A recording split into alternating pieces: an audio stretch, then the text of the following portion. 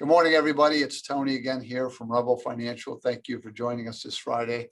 Today we have a couple guests.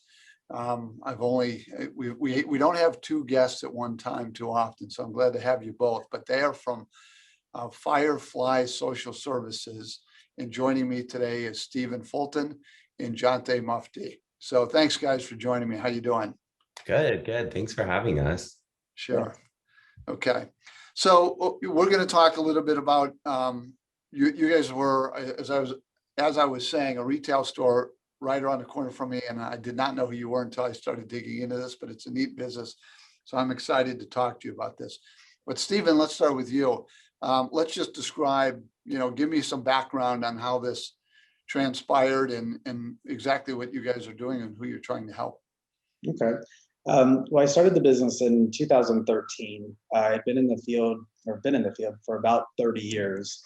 I really enjoy helping people. And one of the things I think that really kind of cultivated that as I was growing up is that I had a neighbor when I was 7 that they both had polio. And so my parents had us go over and help them. And I learned very quickly that people that may have a disability want to do the same things as everybody else. And the neighbor was kind of becoming a second family. And they showed me that they were not going to let anything stop them. And, so they taught us a lot, and I grew up with that. And I got into the business after high school, doing direct care, and then kind of got into the field and been in here ever since. So one of the things that we started in was residential. So we provide a direct care service to individuals that have intellectual disability and developmental disabilities. And so we help them cook, clean, do laundry, do outings, teach them how to live more independently. Some services could be 5 hours a week. Some services are 24/7. So we do community outings with them, movies, things like that. Try to get them community involvement as much as possible.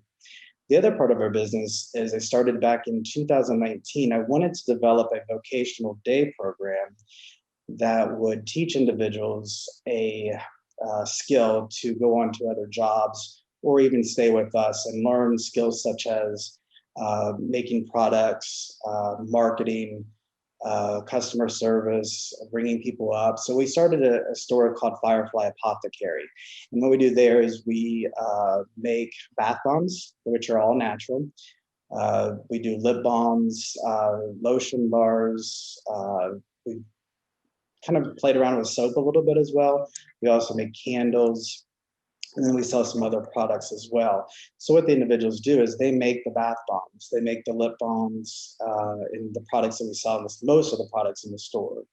So they learn how to work with their peers, how to work in a job, where they have to produce certain products or, kind of be a part of a work situation. Yeah, because some of them may not have had that. They grew up in a different environment and really would like to work, but may lack the skills. So we teach them how to do that. Cool. We also provide a service of delivering the products and shipping products to other states. So that's been a learning process for them as well with us, because I started in social services and doing retail is a little different. So that's kind of how we started Firefly Apothecary. And so it's a vocational plus day program, which means that they're learning a skill, but then they may have days where we just go out and do an outing as well. Yeah. Okay. So the storefront is on 1619 West 5th Avenue. It's called Firefly Apothecary. Typically right now, because of COVID, we are just opening Monday through Friday, 10 to 3. We did have a lot more hours before COVID, but because of COVID, we had to shut down. We had to shut down the day program. And, so we're just now starting to build things back up. People were attending, but we had to limit the services and who could come, because we do pick everybody up before 10, get them to the store at 10 o'clock, work out throughout the day, and at 3 o'clock they leave and we take them home. And that's a billable service through Medicaid called the IO waiver. Okay. And so the Medicaid and the IO waiver pays for the services that they're receiving. Okay. The one thing that I really wanted to do within the store was to create an environment where they could actually make some money. In this situation, it's kind of difficult because we don't get reimbursed a lot of money to do this. So that's why I kind of started the store. And so we started a program that's basically profit sharing. So if the store makes money, I divide that among the individuals that work at the store and how many days they come. Okay. So it's a little benefit for them monthly. However, we've had to put a hold on that because of COVID. Sales have dropped tremendously.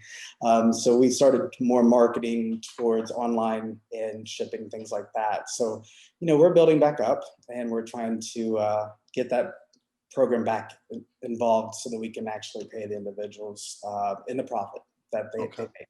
That way they feel a part of the program and really feel like they're a part of what we're doing and learning the skill at the same time. Okay. And you started that in 2019, so your timing was pretty bad as far as COVID, which, I hear a lot. So that's too bad. But hopefully, I mean, are you starting to increase capacity and things like that at this point? Yeah, we're starting to the state and the Medicaid, or I guess more the state is, kind of looking at what kind of things for COVID that we could drop. We had to limit how many people were there. Everybody had to wear a mask. Everybody had to stay 6 feet away. We couldn't even open up the store for a while. So that was closed completely. But so we've had some individuals return, but we had other ones that just weren't comfortable. And we've tried to get everybody vaccinated that would accept the vaccination, and so that has helped and been a big plus on that side of it. Okay. So, All yeah. right. So Jonte, you do a lot in the store as well, correct? Yes. Okay. So I do from actually determining what products either the individuals are going to produce or working with third-party vendors to decide what products we might bring in from them. And then I also run the social media and just managing the basics of the storefront altogether. Where are you making these products? So in our storefront, we actually have a large enough building that essentially it's cut in half. And then the first half is the storefront. Then the back half, we have, I wouldn't say like a full kitchen, but we have enough supplies to produce the products in the back of the actual store, which is nice because then once we're done producing the products, they go right onto the shelf, fresh and ready to go. So it's a cool system. Yeah, well, and that's got to be great for people who really have not thought about, they go to a store, there's a finished product, right? But they now get to see from start to finish what something looks like, and then get to see it sold too. I mean, that's got to be pretty fun. So yeah, and when we have customers in the store too, if I'm explaining to them what we do and why we do it, I'll bring them into the back and be like, "This is where it's made," and they always really like to see that. So it's cool to show them that. Well, it's for 10 to 3 during the day is tougher for me. I know I'm going to send my daughter there, and then I'm going to bug you now that you've said that, Jonte, to want to see the back. Yeah. But I'll be glad when you guys are able to open up. I get it. I mean, we've had to really curtail what we do inside our building, and now we're just finally starting to get back to where we were as well, which is going to be a gradual process. Has it helped at all with getting clients from across the country and things like that in terms of shipping? Has that forced you to do things differently? Is that benefiting you at this point? Yeah, I would say so. It's nice to have, that customer base that uses word of mouth to talk about our products and what we do. And I mean, just like you said, I'll randomly get orders from like Florida or California, and I'm like, how do they hear about that? And it's always either like, oh, I have family that I told them about, or they see it on Facebook or something like that. So it is cool to have a customer base that supports us and also wants to go around and tell their friends and family what we do. So, yeah. Cool. All right, well, let me do this. So fireflyss.com is the main website. So let me pull that in right now because it's useful to go through. You guys have done a good job on this. And so I want to show it. So here we are. You guys can see this okay, correct? Yes. All right. I don't always trust my Zoom skills here, so I want to make sure. So the first thing I'll start with is, this is the one link that takes us to a different site, right? Correct. And this is meant to, well, and so let's talk about this real quick. Stephen, what is Hike, Fish, and Creek, or HFC?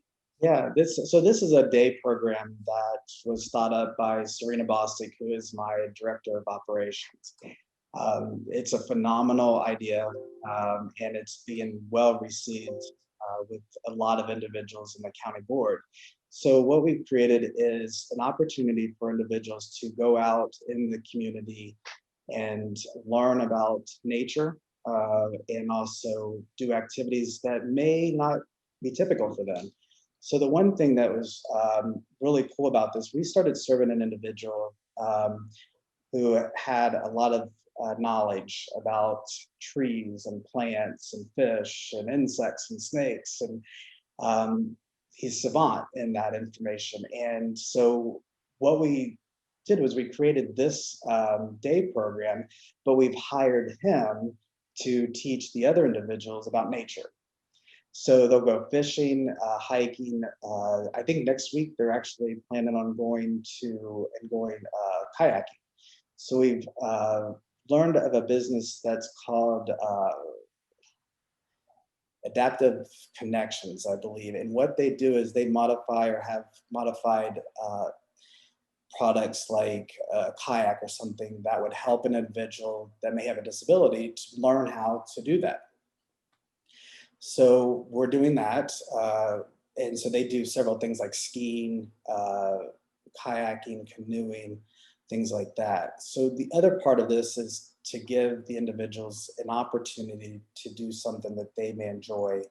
An example, and I'll tell you, this was the one thing that hit me really hard and gave me a lot of motivation, because when you're in a small business, you have a lot of, or you have some days that are not so good. Challenges, let's say. Well, we had made a plan to take them out on a boat. And so we did that 2 weeks ago there in Deer Creek. Some went fishing, but we had, I think, about 16 people, and we took 2 groups out at 2 different times to go boating. And I tell you, there was several that was scared of water, never been on a boat. So it was a whole new opportunity for you. And I tell you, when we were on the boat and stuff, even the ones that were scared, when it started to speed up and turn, they got all excited and had their hands up because they thought they're on a roller coaster. They were just having a good time doing that. That's awesome. Yeah, seeing the smiles on their face made my day. I mean, it makes you realize the things that you do, or is more important than the bad days. So I had to focus, when you have those bad days, you have to really focus on your mission. And our mission, of course, is to give opportunities to individuals that can learn, explore, and be more independent. And so when I see this kind of thing, and when I do these activities with them, I tell you, it makes it all worthwhile. Right. Oh, that's awesome. Yeah, so that's, Hike Fish Creek is on Thursdays and Fridays. We may be exploring more days. We do have some activities planned on the weekend as well.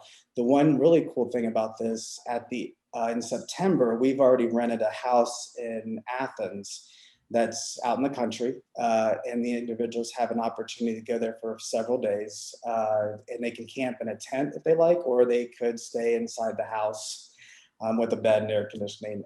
But that's their opportunity to do something again that they may not had the opportunity. Right. So we're doing that in September. It's kind of the end of the season kind of thing. And then we've also opened a couple days for our staff to go down and kind of take a break and do things independently like that. So we do have, within Hike Fish Creek, we have a special marketing, or the candles that we're selling, and the individuals are selling them. And we donate part of those proceeds for the candles to pay for the activities that we may do, so that if they can't afford it, then we actually have a way to help them. Yeah. Scholarship things. So, and it also teaches them how to, sell things, or market, Right. Something different again. So I'm really excited about the program. I think Serena has done an amazing job with developing this and getting the word out, and she has really been dedicated to this. And I tell you, so happy that she has been involved in this and wants to be a part of it. Yeah. Well, that's awesome. Okay, so let me go back. Well, there were the candles, but people could come here when you hit shop, then you will see more. Because hold on, I wanted to see where was the how do you get to the store? Where was that map? Locations, right? Yeah. You, Okay, so if you hit locations, you'll see exactly where they are. I know that is your headquarters. Where's the store location? down a little bit further, I believe the location for the store There we is go. more towards, there it is, Okay. bottom of the page. Yeah, so it's under contacts, you just got, or on locations, you just got to come down a little bit and you'll see it here. So Yes, encouraging people to get here. So one of the other things we talked about, really the website's good. It's very informative. So again, anybody who's listening who has an interest, come to fireflyss.com. But the other thing we talked about was staff, right? And I know, so you got careers here for people to come look. Do you want to talk a little bit about that, and what your needs are?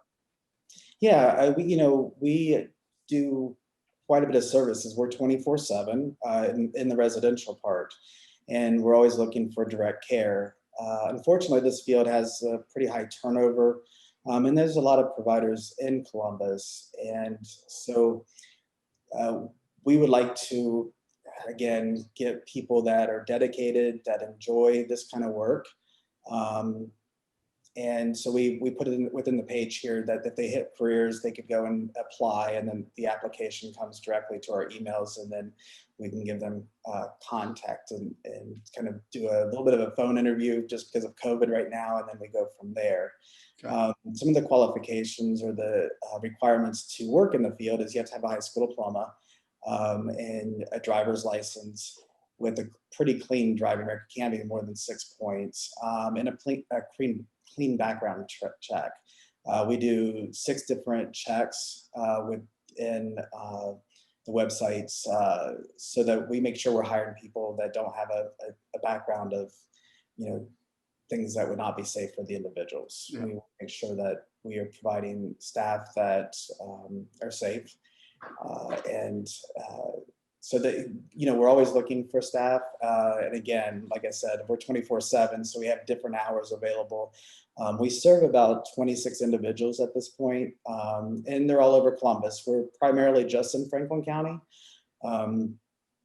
But if somebody's wanting to come in within the Franklin County and work, we're more than willing to talk to them. So we do have the individuals ride in the cars of the staff that we hire to take into the grocery store, the bank, that sort of thing. So it's a lot of homemaker personal care. It could be cleaning and teaching individuals how to do their laundry, making sure that they have adequate food, and maybe teach them how to cook so that they're more independent. So that's the type of person that we're looking for the staff, and making sure that they have a good connection with the individual they're working with. Sure. That's extremely important to us. Yeah. Now, what about those folks that you guys can offer help to? What is the best way for them to get a hold of you? This is another way that we do have a contact information here. Yeah. And it also within the title that says choosing a provider, if someone is new to kind of this environment, there's quite a bit of information that we tried to put on there. So if someone wants to read about it, what is important in choosing a provider, because again, there's several providers within DODD that they can choose from, and it's a little overwhelming. Right.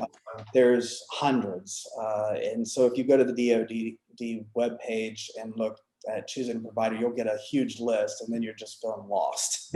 Yeah. We tried to give a little bit of information of kind of what things that are important, what's, matching up with provider with the individual or the family members, because sometimes we have guardians that are family members, and and it's important when they're choosing a provider, because that's who's going to be working in their home. It's who's going to spend maybe 24/7 with them. So there's a lot of good information there, and so I encourage someone, if they're looking for a provider, to read over this, and if they would like to contact us, because then what happens is they go to the county board and say, we want to interview this provider. So if they like what we have and want to interview us, they'd contact their service coordinator, and they would contact us, the service coordinator, to set up an interview process. Okay.